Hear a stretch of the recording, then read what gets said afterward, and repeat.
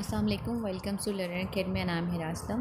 आज हमारा lecture number 38 है और हमारा टॉपिक है जॉब डिज़ाइन। जैसे कि इसके नाम से पता चल रहा है, किसी भी जॉब डेजिग्नेशन को डिज़ाइन करना कि क्या जॉब स्ट्रक्चर होगा, किस तरह से डेजिग्नेशन होगी, क्या उसकी जो है वो एलिजिबिलिटी क्राइटेरिया होगा, क्या टास्क जो है वो स्ट्रक्चर होगा, किस तरह से जो है वो जॉब को परफॉर्म किया जाएगा।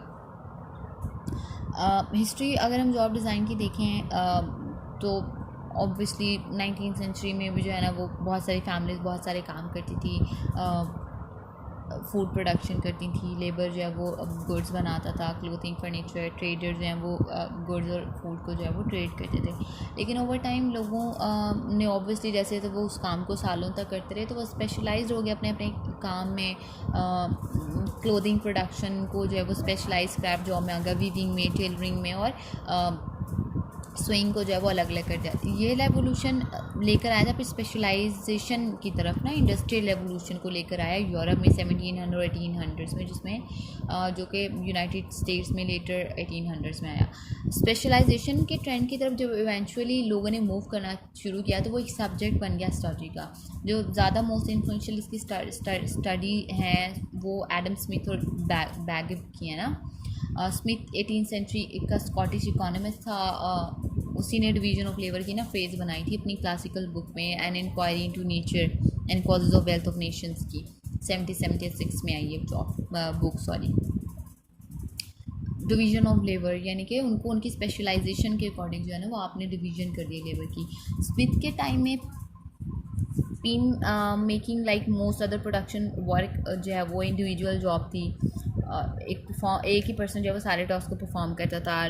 Drawing out a stripe of wire, clipping it to the other proper length और शार्प करना उसको वन एंड को, फिर अटैच करना हेड को अदर हैंड से, पॉलिश करना, उसको फिनिशिंग करना।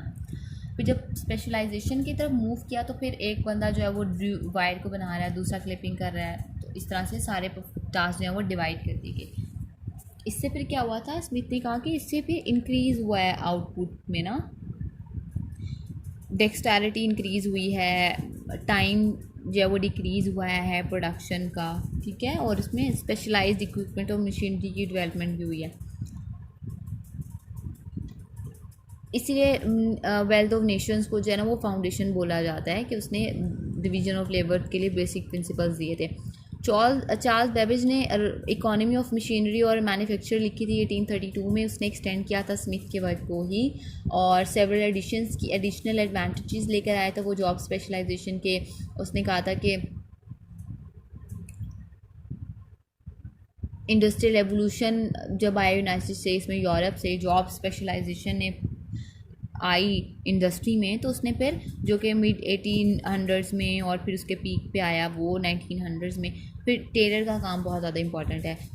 उसने जॉब स्पेशलाइजेशन पे काम किया। उसने कहा कि job should be scientifically studied ना, broken down into small component task और फिर उनको स्टैंडर्डाइज किया जाए all across all workers. Taylor's view was consistent with the premises of division of labour जो स्मिथ और बैबेज ने दिया था। 50s and 60s job rotation और जॉब इनलार्जमेंट को लेकर आए जॉब डिज़ाइन में। जॉब रोटेशन है कि भी आप सिस्टमैटिकली शिफ्ट करें वर्कर्स को एक जॉब से दूसरी जॉब पे, वो फिर उनकी मोटिवेशन और इंटरेस्ट को सस्टेन रखेगा, वो बोर्ड नहीं होंगे ना, फेडअप नहीं होंगे एक ही काम को कर करके। फिर जॉब रोटेशन को जब इंट्रोड्यूस कराया गया तो फिर उससे पता चला कि भी जी उन्होंने प्रोडक्टिविटी भी हाई हुई होगी ना, फिर उनका इंटरेस्ट भी सस्टेन किया। जॉब इनलार्जमेंट और हॉरिजॉन्टल अगर जॉब लोडिंग की बात करें, उसका मतलब है कि आप एक वर्कर की जॉब एक्सपैंड कर दें, वर्कर्स जॉब को, उसमें प्रीवियसली परफॉर्म्स टास्क को जो है वो इंक्लूड करते रहें, यानी कि आप जो स्पेशलाइज टास्क हैं उनमें प्रीवियसली टास्क को इंक्लूड करते रहें, उसकी जॉब को जो है वो लार्ज कर दें। उसके बाद जॉब इनरिचमेंट आ जाता है। जॉब इनरिचमेंट जो है वो फर्दर डेवलपमेंट है जॉब रोटेशन और जॉब डिज़ाइन की, जहाँ पे जो है वो अपॉर्चुनिटीज़ प्रोवाइड की जाती हैं एम्प्लॉयज़ को कि वो अचीव कर सकें, एडवांस करें और ग्रो करें। जॉब रोटेशन और इनलार्जमेंट भी प्रॉमिसिंग है लेकिन इवेंचुअली डिसपॉइंट करती हैं मैनेजर्स को ना ये, इसलिए फिर एक मोर कॉम्प्लेक्स अप्रोच को लेके आए वो टास्क डिज़ाइन में जॉब इनरिचमेंट। इसमें है कि आप वर्कर को जो है ना वो ज़्यादा टास्क दो और मोर कंट्रोल दो over how to perform them. तो इससे फिर जो है ना वो वर्कर्स के पास जब वो कंट्रोल आएगा ना तो इवेंचुअली वो जो है वो अच्छा परफॉर्म करने की कोशिश करेंगे। अथॉरिटी को जब वो कंट्रोल को जब वो जो एक्सपीरियंस किए थे, इस पर बहुत ज़्यादा क्रिटिसाइज़ भी किया गया था कुछ फैक्टर्स की वजह से। अच्छा, मेथड्स हम कौन कौन से यूज़ कर सकते हैं जॉब डिज़ाइनर्स के डिज़ाइन के लिए? टर्नर और लॉरेंस ने दी थी एट्रीब्यूट थ्योरी, ठीक है। उन्होंने कहा था, फ्रेमवर्क दिया था कि किस तरह से टास्क कैरेक्टरिस्टिक्स को डिफ़ाइन करना है, किस तरह से इनके रिलेशनशिप को अंडरस्टैंड करना है एम्प्लॉयमेंट, मोटिवेशन, परफॉर्मेंस और सेटिस्फेक्शन के साथ। हैकमैन और डैम ने जॉब कैरेक्टरिस्टिक मॉडल दिया था। जॉब कैरेक्टरिस्टिक मॉडल ने जो है वो 5 कोर जॉब डायमेंशंस बताई हैं, जिसमें से पहले स्किल वैरायटी आती है कि एक जॉब के लिए क्या स्किल्स जो है वो रिक्वायर्ड हैं, डिफरेंट स्किल और talents. Task identity, job requires completion of a whole and identifiable piece of work. Task significance के भी जॉब कितना इम्पैक्ट होगा इस टास्क का लोगों की ज़िंदगियों पर, वर्कर की ज़िंदगी पर। ऑटोनॉमी के it is degree to which the job provide substantial freedom, independence और description to the individual in scheduling to work, कि उसको कितनी फ्रीडम होगी इस टास्क को परफॉर्म करने में, काम को करने में। फीडबैक, कि आप उसकी एक्टिविटीज़ को कितना फीडबैक देते हो, कितना आउटकम, क्या उसको इन रिटर्न देते हो, ठीक है। इफेक्टिवनेस, ये इसकी परफॉर्मेंस जो है वो इस पर डिपेंड करती है। रिजल्ट्स इन 5 फैक्टर्स की वजह से जो जॉब कैरेक्टरिस्टिक मॉडल में बताए गए हैं, 3 साइकोलॉजिकल स्टेट जो है ना वो फिर बताया गया था कि मोटिवेट करती हैं वर्कर्स को। Meaningfulness, responsibility, knowledge of the result. वो एक इंडिविजुअल अपनी जॉब को कितना मीनिंगफुल कंसीडर किया करता है, वैल्यूएबल, वर्थ वाइल फील करता है।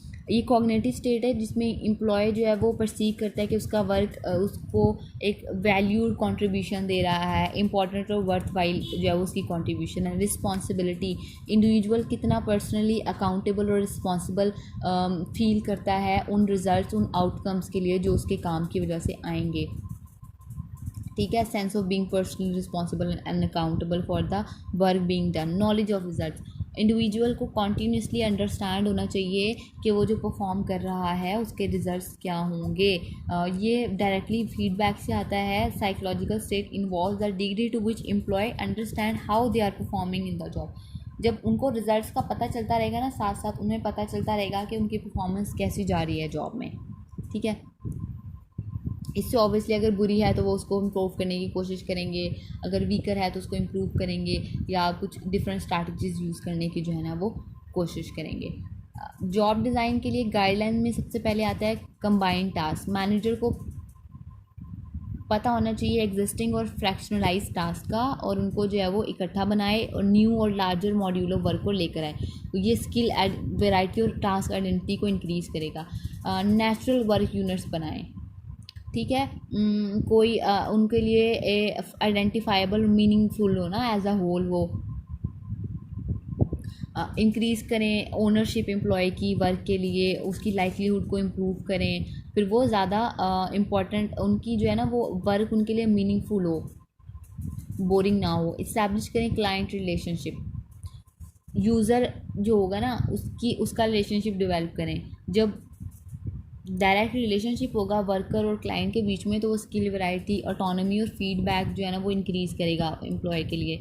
एक्सपैंड करें जॉब्स को वर्टिकल एक्सपेंशन करें कि उसको रिस्पॉन्सिबिलिटी दें, कंट्रोल दें अपने एम्प्लॉय को, ठीक है। पार्शली क्लोज करें gap between the doing and the controlling aspect of the job. Employ को ये ना लगे कि उसको ऑर्डर दे देते हैं कि तुम ये करो, उसको वो ऑटोनॉमी जो है ना वो एक्सपीरियंस करे। Open feedback channels, feedback openly दें। Employ not only learn how well they are performing their job but उनकी परफॉर्मेंस इम्प्रूव होती है और डिटेरिएट भी हो सकती है, ठीक है। फीडबैक बूस्टअप कर देता है परफॉर्मेंस को, ठीक है, और वो फिर रेगुलर होना चाहिए ना कि ओकेजनल हो फीडबैक। इससे जो है ना वो बहुत ज़्यादा इफ़ेक्ट होती है परफॉर्मेंस एम्प्लॉय की। यहाँ पे ये फर्स्ट पार्ट जॉब डिज़ाइन का कंप्लीट हो गया। नेक्स्ट पार्ट इंशाल्लाह हम नेक्स्ट लेक्चर में करेंगे।